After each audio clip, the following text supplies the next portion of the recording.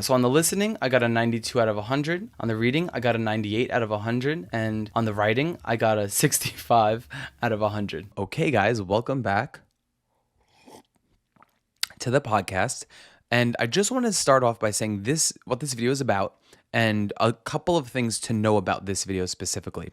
So today's video is me basically explaining how I got a 6 on the Korean TOPIK exam, which is basically, if you didn't already know, the Korean proficiency language exam that a lot of places use to kind of determine, how good people are in Korean. But it's mostly related to, the work environment or a school environment. So students and or people looking for potential jobs in Korea will take this test, right? It's not an actual perfect determiner of how good someone is in Korean.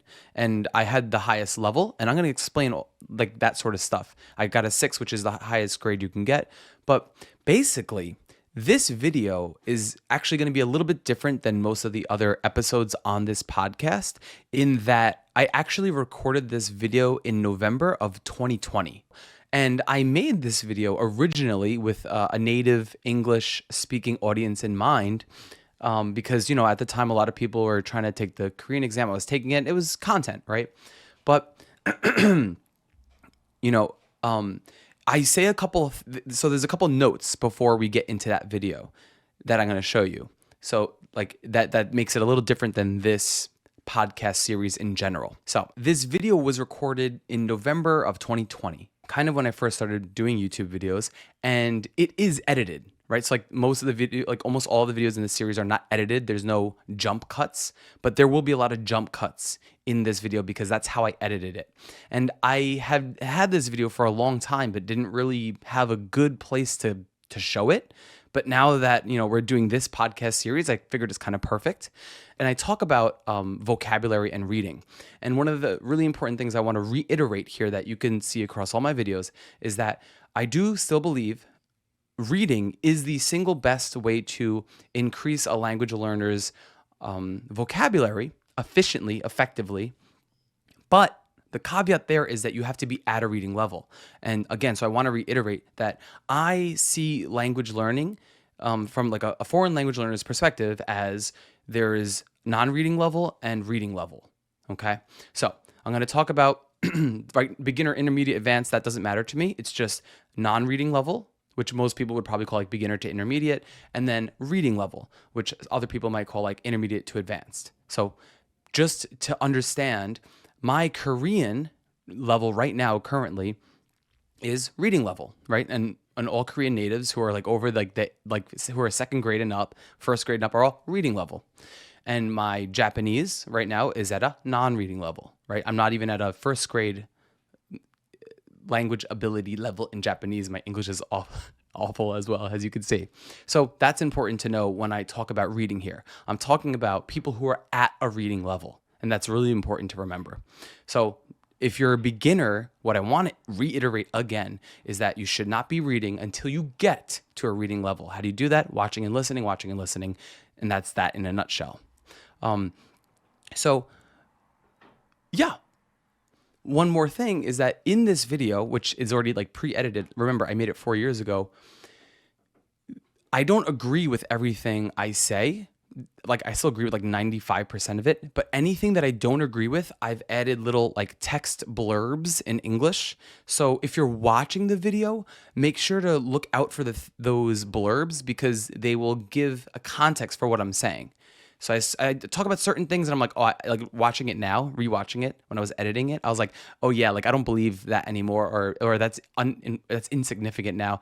I've just added little blurbs. So know that going into this video, and yeah, enjoy. You can now learn how I learned, or no, how I. This video will be how I got a 6, which is the highest grade you can get on the Korean proficiency exam, which is called the TOPIK, TOPIK, the something proficiency in Korean, whatever. Yeah, that's how I got a 6. I only studied for 1 week.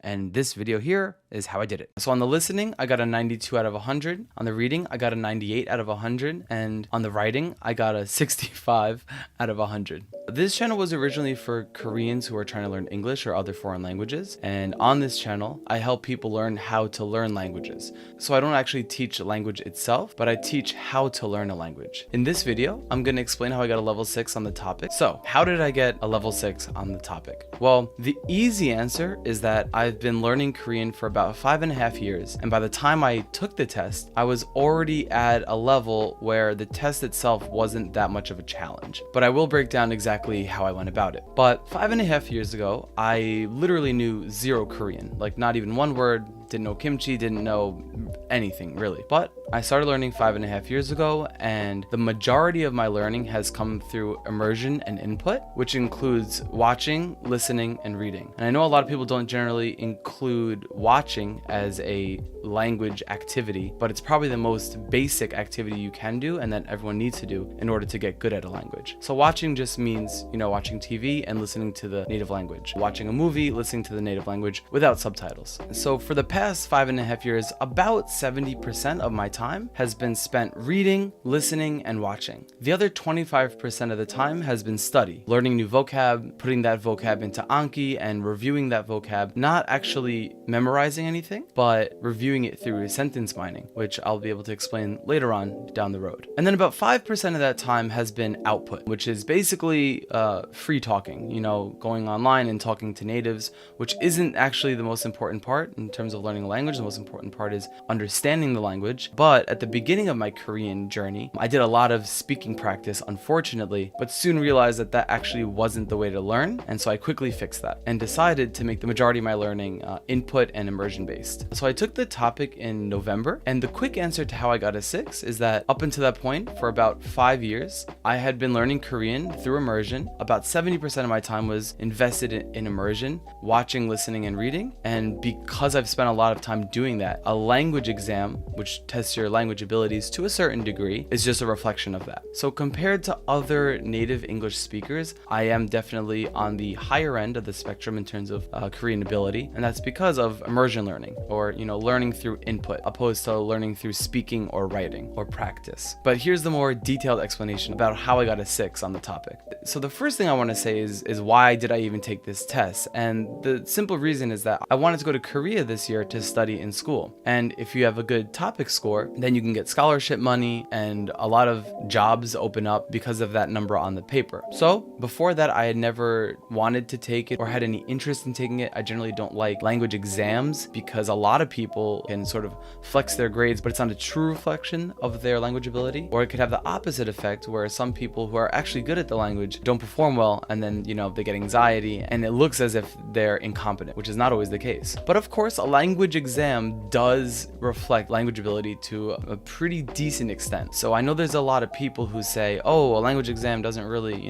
reflect a learner's true ability. But for example, any adult Korean taking the TOPIK exam is gonna ace it, is gonna get a 6 at the very least. And for those of you who don't know, TOPIK 1 is the lowest level and TOPIK 6 is the highest level. And within 6, there are about 50 points that you can either get or give, and you'll still be in that top ranking. So I didn't get a perfect score, but I'm in the top ranked level of that exam. Either way, my point is that Koreans taking this exam would all get a 6. So although language proficiency tests are not a true reflection of a learner's ability, they definitely show a lot about the learner's ability. But don't let that scare you. Language learning is a journey. So if you get a 5 and you hope for a 6, or if you get a 4 and you hope for a 5, etc., you still have a lot of room for improvement, which is a great thing. So how did I study for the topic? First, I'm not a good test taker at all. I get nervous, I get anxiety. This has always been the case. And so I wanted to look online and see who else has gotten a 6. I wanted to just take their ideas, apply that to the test, and hopefully get a 6. That was the plan, right? So when I looked on YouTube, when I looked on the internet, there were only about 2 or 3 people that I saw that got a 6 that were native English speakers. So I found one guy on Reddit in a decent amount of detail explained how he got a 6. So I took some of those tips, wrote them down, and just decided, yeah, I'll remember these for the test. And the guy on Reddit had been learning Korean for about 3 years or 4 years. And so I was like, yeah, definitely take this guy's advice. He hadn't even been learning Korean for that long and was able to get a really good score. So he's probably got some good tips. And then I found another girl on YouTube, and she had been learning Korean for maybe like 10 years or like 12 years. So that wasn't really, suitable for my position, which is basically half the time of her learning experience. If you've been learning a language correctly for 10 years, of course you should get a 6, like no problem. And that's not to say that, hey, you've been learning Korean for 10 years and you still can't get a 6. What's wrong with you? I'm just saying, if you're going about language learning in the right way, hence immersion or input-based learning, then yeah, 10 years, sure, you're gonna get a 6. That's kind of how I view it. So I took some of their advice, wrote those notes down, and then I started studying. I don't even know if you would call it studying, about a week before the test. And the reason I only started studying a week before the test is because of an educator in Korea. His name is Choi Seung-pil. Choi Seung-pil is an author of a book called 공부머리 독서법. And this book is all about native Koreans who are trying to increase their reading abilities and who are trying to get better grades in school. And the target audience for that book are native Koreans, native Korean parents generally, who want their kids to have better grades in school. And the whole book is about reading. You gotta read more, you gotta read more, you gotta read more. This is how you perform better on language proficiency exams. The more you read, the better you get. The more you read, the better you get. It's a pretty simple formula. Of course, it's a very detailed book, so you can check that out. But basically what he says is that for language exams, whether it's a foreign language exam or whether it's a language exam like the ELAs or the Regents or like the SATs, is that you really only have to study about 2 weeks before the test, because you need about 2 weeks just to get used to the formatting of the test, just to get used to how the test is actually executed. So what he says is that, let's say you have 6 months or a year or 2 years before you have to take a test. Well, for 5.5 months, you should just be reading, because that's generally what language tests are about. They're about reading proficiency. So that's what I did. I had an idea like, oh, next year I want to go to Korea and study there, so I need this good TOPIK score. And he said like, don't worry about the test until like 2 weeks beforehand, and then just get used to the format. Up until that point, just improve your language ability through reading. So I started studying a week before the test, which is not a great idea. I figured 2 weeks would actually give me better preparation, but I'm kind of lazy and I don't like studying for tests. Like I said, I hate tests. And so I figured a week is plenty of time. So basically I went to that website where it has the previous TOPIK exams and you could just take the test. So my study was just for that week, for that 4 or 5 days, I just took one test a day and just saw where my level was at. That's about it. That was pretty much the whole study in a nutshell. And here are the practice exam results. But still, I'll explain in a little more detail. So overall, in terms of vocabulary study, there were about 2 words, I think like max 2 words, that I felt the need to look up. I was like, oh, these 2 words are coming up often and they're kind of vague. What does this mean? So I looked up 2 words out of all those tests. Of course, there were words I didn't know, but I didn't care to look them up because, like I said, I'm a little lazy and I don't like studying for tests. And that is what it is. That's pretty much what I did for vocab study. If you read a lot, you learn a lot of vocab naturally. So the vocab on that test isn't that like crazy. Of course, there's going to be stuff that you don't know, and there's going to be topics that you have no idea what they're talking about or why they're talking about rather. But just like when you're reading a book, sometimes there are words that you don't know, and it's okay not to look everything up. You just keep reading and understand the content instead. So for the listening portion, when I would listen and during the practice time and write down my answers, I noticed that I spent too much time actually listening to the audio. So there are some questions where they'll repeat it twice, the dialogue, and then you have time to write your answer. But I realized after the first test that I was like, oh no, I'm spending way too much time listening when I could just listen one time and then do the answers then, and then get ready to listen for the next answer. And this is kind of why you should, prepare for a test like this, because if you're not used to the format, you can easily lose a couple points just because you don't know exactly how the style of the test is going to be. So it's not really about language learning when you're studying for the test. It's about learning the test. The language learning comes through immersion, input, reading, and listening and watching. But that was about it for the listening. You listen to the audio, put your answers down, and then you check what you got right or wrong, just so you can see where you're at, I guess. For the reading section, in the practice exams, I would just read the questions, look at the answers, and in the same sort of way, I realized I was spending too much time reading, and that on test day, if I spent too much time reading, that's not going to be good. I won't have time to answer all of it. But I would spend a lot of time because maybe there'd be a word I wouldn't know, and I'd be like, what does this word mean? And like really overthink it, because I get test anxiety. I overfocus on random things. And so I just basically wrote a couple notes. I was like, hey, read faster, Don't get hung up. And that's how I studied for the reading portion. For the writing, obviously you can't really write. You could, I guess, if you had plenty of time to like write out paragraphs and essays, send that to a Korean teacher or friend and have them fix it. But if you're properly going to study for a language exam, which really means you need to prepare for the exam itself, not the actual language, you're probably not going to spend months writing out essays and then sending it to people, getting corrections and, fixing it that way. So what I did, they have sample essays of like 100-point essays, and you could see what the exam graders want. You could see what kind of essays they want. And so what I saw from the one guy on Reddit and the one girl on YouTube was that Koreans grading this test want to see more hantao, or like Sino-Korean, and basically instead of saying words like 올라가다, you could say words like 증가하다. And this is the sort of thing that will get you more points on the test. This is what the people on the internet said.